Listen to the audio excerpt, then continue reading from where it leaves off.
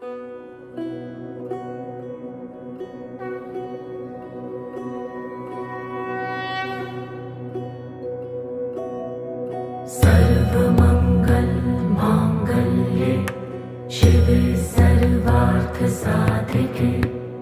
शरण्ये त्र्यम्बके गौरी नारायणी नमोऽस्तुते। या देवी सर्वभूतेषु विष्णुमायेति शक्तिता नमस्तस्यै नमस्तस्यै नमस्तस्यै नमो नमः। या देवी सर्वभूतेषु चेतनेत्यभिधीयते नमस्तस्यै नमस्तस्यै नमस्तस्यै नमो नमः।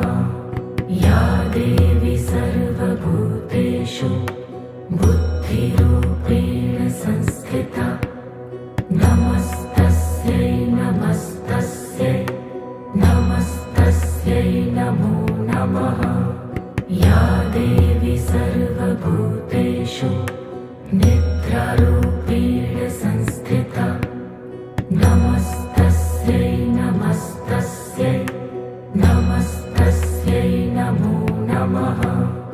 या देवी सर्वभूतेषु शुद्धारूपेण संस्थिता नमस्तस्यै नमस्तस्यै नमस्तस्यै नमो नमः।